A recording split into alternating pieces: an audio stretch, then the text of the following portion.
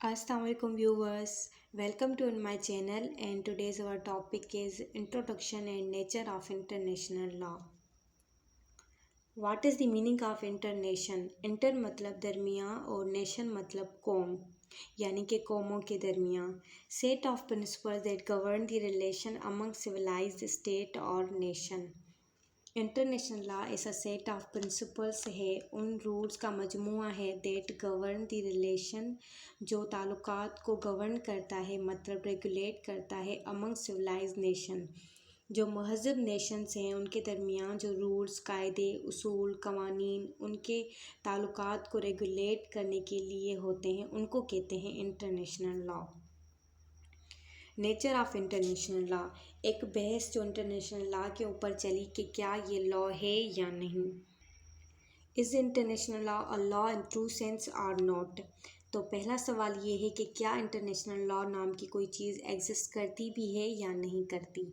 यहाँ पर दो स्कूल ऑफ थॉट्स हैं. पहला है हिस्टोरिकल स्कूल ऑफ थॉट्स, ये कहते हैं कि इंटरनेशनल लॉ लॉ है, और इनके अपोजिट हैं एनालिटिकल स्कूल ऑफ थॉट्स, ये कहते हैं कि इंटरनेशनल लॉ लॉ नहीं है.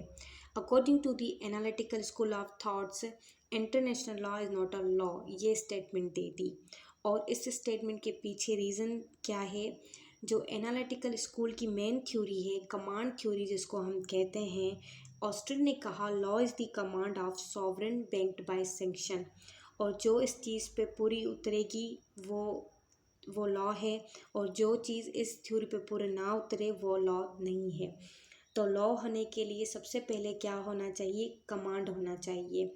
सेकंड नंबर पर सॉवरेन होना चाहिए, और थर्ड नंबर पर बैंक्ड बाय सैंक्शन होना चाहिए. तो सबसे पहले ये बताएं कि क्या सॉवरेन है इंटरनेशनल लॉ में कि जिसका फ़ैसला बाइंडिंग हो और जिसका फ़ैसला कोई ना माने तो उसको सज़ा दी जाए. तो ना इंटरनेशनल लॉ में कोई कमांड है, ना कोई सॉवरेन है, ना ही कोई बैंक्ड बाय सैंक्शन है.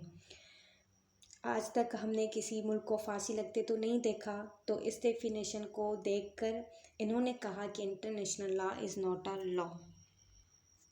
अब इसके अपोजिट में है हिस्टोरिकल स्कूल ऑफ थॉट्स. इन्होंने कहा कि सबसे पहले ये एनालिटिकल वाले जो लॉ की डेफिनेशन करते हैं ये डेफिनेशन ही गलत है,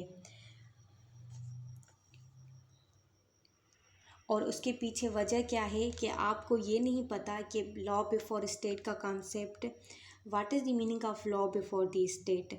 आप प्रीमेटिव दौर में चले जाएं जब ना कोई सॉवरेन था, ना कोई मुल्क था, ना कोई कमांड था और ना कोई सैंक्शन था. हर बंदा क्या करता था, अपने मामलात को खुद देखता था, और किसके मुताबिक देखता था, कस्टम के मुताबिक देखता था. और कस्टम होता है practice of the common people, और जो लॉ का ओल्डेस्ट सोर्स है वो है कस्टम, क्योंकि लॉ पहले कस्टम के शक्ल में एग्जिस्ट करता था. तो इंटरनेशनल लॉ भी ऐसे ही एग्जिस्ट करता था जैसे प्रैक्टिस ऑफ कॉमन पीपल.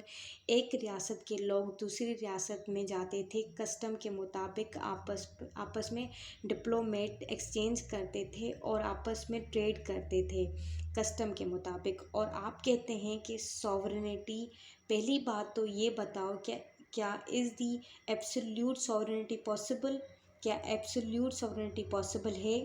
क्या हम चाहें तो किसी भी स्टेट जिसके साथ हमारे डिस्प्यूट हैं, क्या हम उनके एरियल वेज को बंद कर सकते हैं, नहीं कर सकते. अगर हम करेंगे तो कल को कोई स्टेट या यूएनओ आके कहेंगी कि ये आपने क्या कर दिया. हम अपने सिटीजन्स का आना जाना नहीं बंद कर सकते, हम ट्रेड नहीं रोक सकते, हम एरियल वेज यूज़ करने से नहीं रोक सकते, तो हम सॉवरेन कैसे हो सकते हैं. फॉर एग्ज़ाम्पल अगर सॉवरेनिटी चाहिए तो हमारे पास यूएनओ है. क्या यूएनओ इंटरनेशनल पार्लियामेंट का किरदार अदा नहीं करती है. और आप कहते हैं कि बैंक्ड बाय सैंक्शन नहीं है, क्यों नहीं है.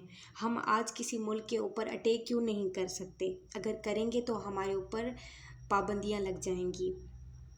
हम अपनी मर्ज़ी से एटॉमिक पावर को क्यों नहीं इस्तेमाल कर सकते, अगर हम करेंगे तो हमारे ऊपर पाबंदियां लग जाएंगी. और पाबंदियां क्या हैं, वो भी तो एक सैंक्शन है.